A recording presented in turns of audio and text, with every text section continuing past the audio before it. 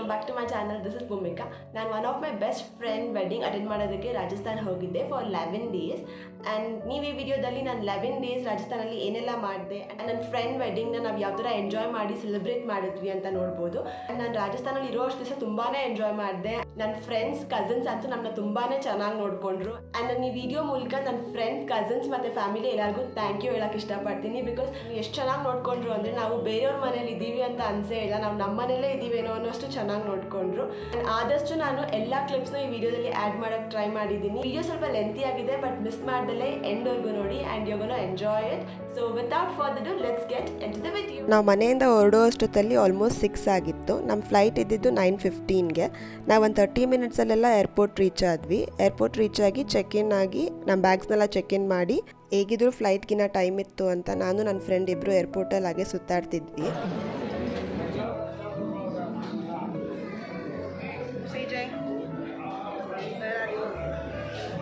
ಇದು ನನ್ನ first flight ಆಗಿದ್ದು. ನಾನು ತುಂಬಾ ಎಕ್ಸೈಟ್ ಆಗಿದ್ದೆ ಆ್ಯಂಡ್ ಪ್ರತಿಯೊಂದಕ್ಕೂ ನನ್ನ ಫ್ರೆಂಡ್ ತಲೆ ತಿಂತಿದ್ದೆ. ಆ್ಯಂಡ್ ನಂಗೆ ನಂಬಕ್ಕೆ ಆಗ್ತಿರ್ಲಿಲ್ಲ ನಾವಿಬ್ಬರೇ ಅಷ್ಟು ದೂರ ಟ್ರಾವೆಲ್ ಮಾಡ್ತಾ ಇದ್ದೀವಿ, ಅದು ಫ್ಲೈಟಲ್ಲಿ ಅಂತ.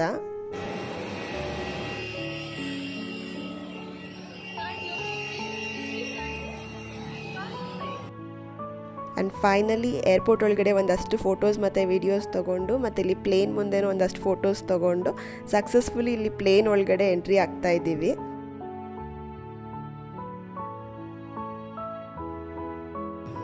Ladies and gentlemen, we request you to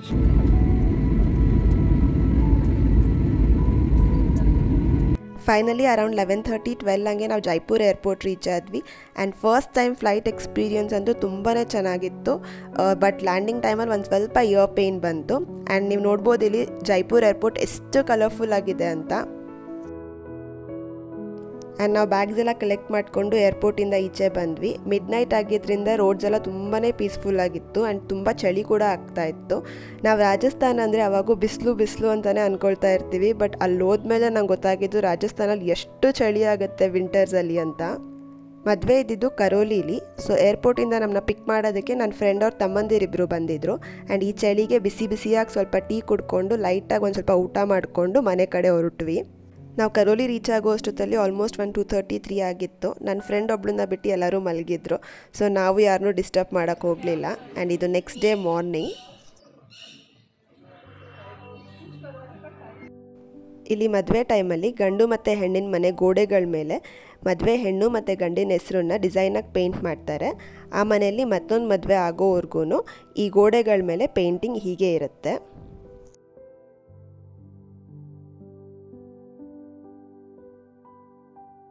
and ನಾವಲ್ಲಿ ಇರೋ ಅಷ್ಟು ದಿನವೂ ನಮ್ಮ ದಿನ ಸ್ಟಾರ್ಟ್ ಆಗ್ತಾ ಇದ್ದಿದ್ದು ಮತ್ತು ಎಂಡ್ ಆಗ್ತಾ ಇದ್ದಿದ್ದು ಎರಡೂ ಇವ್ರುಗಳ ಮ್ಯೂಸಿಕ್ಕಿಂದಾನೆ.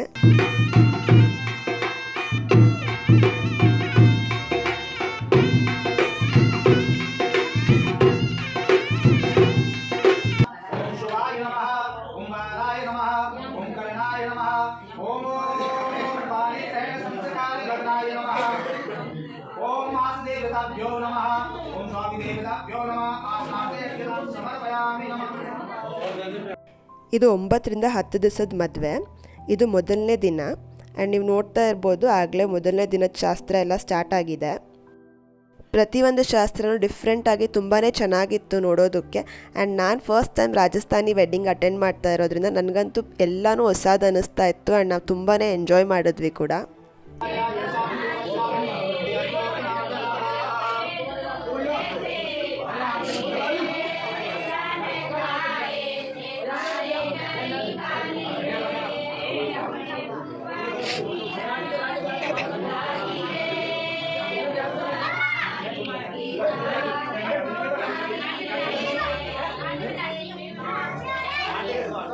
ಇಲ್ಲಿ ನನ್ನ ಫ್ರೆಂಡ್ ಮನೇಲಿ ಶಾಸ್ತ್ರ ಎಲ್ಲ ಮುಗಿದ್ಮೇಲೆ ತಿಂಡಿ ತಿನ್ಕೊಂಡು ಫೋಟೋಸ್ ಎಲ್ಲ ತೆಗೆಸ್ಕೊಂಡು ಮದುವೆ ಗಂಡಿನ ಊರಿಗೆ ಹೊರಟ್ವಿ ಗ್ವಾಲಿಯರ್ಗೆ.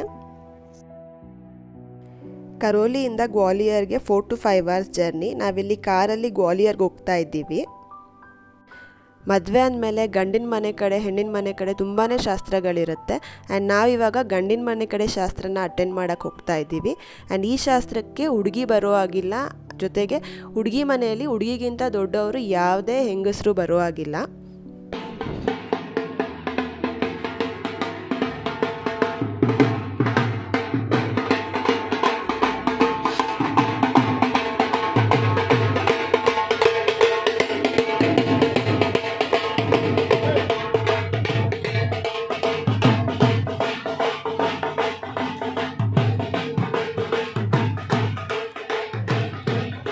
ನಾವು ಗಂಡಿನ ಊರಿಗೆ 4:35 ಹಂಗೆ ರೀಚ್ ಆದ್ವಿ. ಆ್ಯಂಡ್ ನೀವು ನೋಡಿದ್ರಲ್ಲ ಎಷ್ಟು ಚೆನ್ನಾಗಿ ಗಂಡಿನ ಕಡೆಯವರು ನಮ್ಮನ್ನ ವೆಲ್ಕಮ್ ಮಾಡಿದ್ರು ಅಂತ.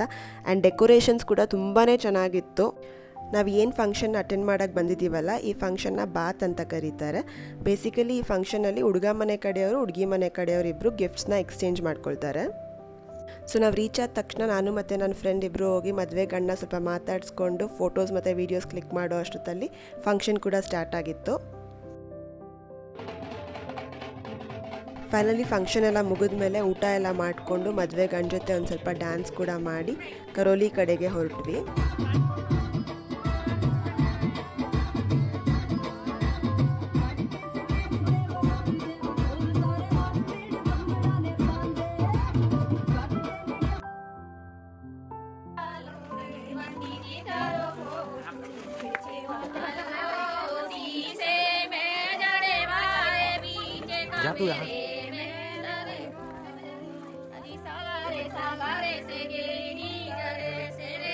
ಮುಂದಾ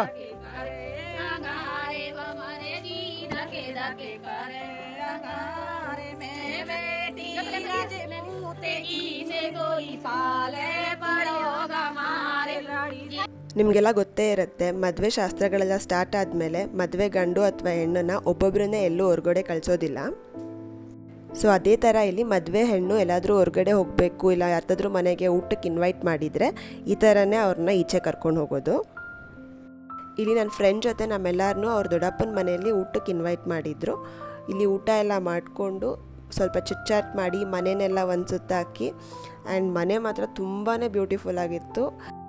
ಮದುವೆ ಹುಡುಗಿ ಕೂಡ ಅವ್ರ ಅಕ್ಕಂದಿರ ಜೊತೆ ಸ್ವಲ್ಪ ಟೈಮ್ ಸ್ಪೆಂಡ್ ಮಾಡಿದ್ಲು. ಆ್ಯಂಡ್ ಎಲ್ಲರೂ ಸ್ವಲ್ಪ ಎಮೋಷ್ನಲ್ ಕೂಡ ಆದರು. ನಾವೆಲ್ಲರೂ ಇಲ್ಲಿಂದ ಹೊರಡೋ ಅಷ್ಟೊತ್ತಲ್ಲಿ ರಾತ್ರಿ ಆಗಿತ್ತು. And next day Jyothi cousins ನಮ್ಮನ್ನ ಕರೋಲಿ ತೋರ್ಸೋದಕ್ಕೆ ಕರ್ಕೊಂಡು ಹೋದರು.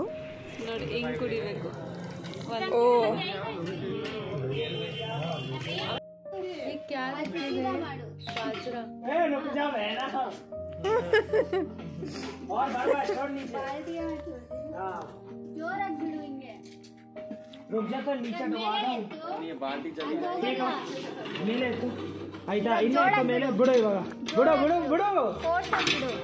ಹಾ, ಊಟ ವಾಪಸ್ ವಾಪಸ್ ಊಟ.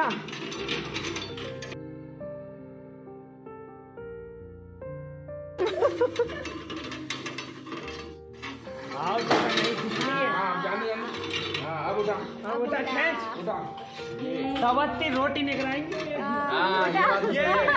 Come on, boo, you can do it. 5-10 minute लेना देना पसीना निकलेगा. रखवा रख रख रख रख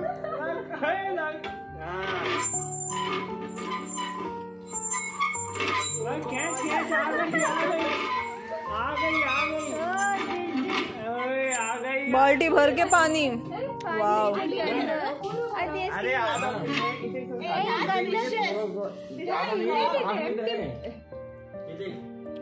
ಆ್ಯಂಡ್ ನೆಕ್ಸ್ಟ್ ಡೇ ನನ್ನ ಫ್ರೆಂಡ್ ಕಸಿನ್ಸ್ ನಮ್ಮನ್ನ ಕರೋಲಿ ಮಾರ್ಕೆಟ್ಗೆ ಅವ್ರ ಫಾರ್ಮ್ಗೆ ಮತ್ತು ಒಂದು 2-3 ದೇವಸ್ಥಾನಕ್ಕೆ ಕೂಡ ಕರ್ಕೊಂಡು ಹೋಗಿದ್ರು. ಪ್ರತಿಯೊಂದು ತುಂಬಾ ಚೆನ್ನಾಗಿತ್ತು. ನಾವು ತುಂಬಾ ಎಂಜಾಯ್ ಮಾಡಿದ್ವಿ.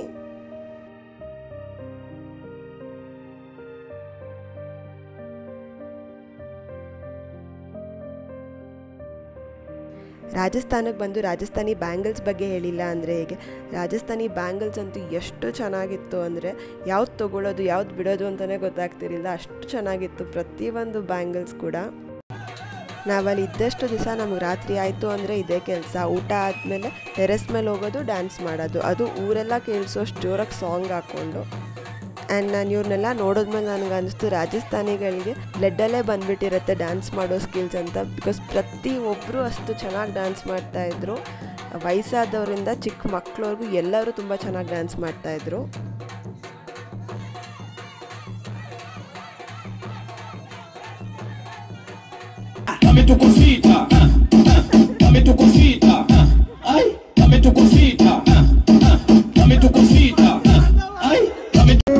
कोई नजर नहीं लग जाए, मन थोड़ा हड़वे हड़वे चलो, कोई मोच नहीं पड़ जाए. ऐसा लगा छोटा बच्चा सीख रहा है. ಆ್ಯಂಡ್ ಇದು ಎಲ್ಲಾದರೂ ಮಧ್ಯ ನಮಗೆ ಗೊತ್ತೇ ಆಗಿಲ್ಲ ಅದು ಎಷ್ಟು ಬೇಗ ಹಲ್ದಿ ಮೆಹಂದಿ ಆ್ಯಂಡ್ ಸಂಗೀತ ಕೂಡ ಬಂತು ಅಂತ.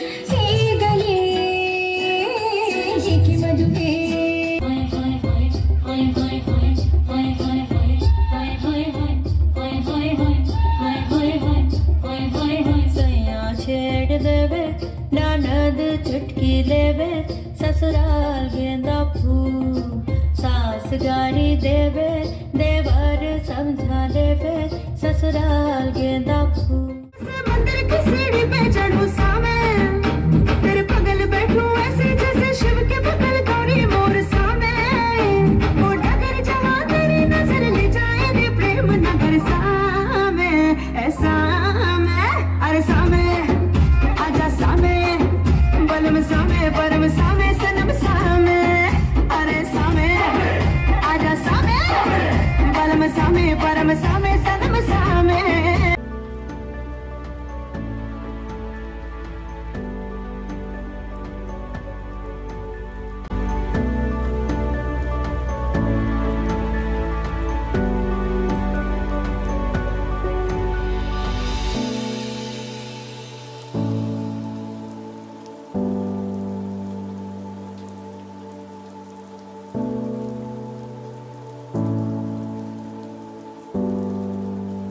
ये पल हमें तो ऐसे ही याद रहे।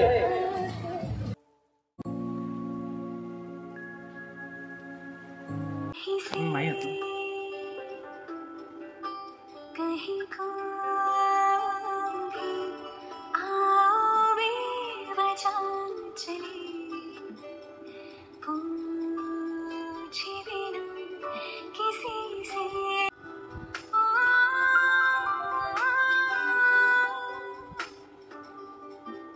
तुम हो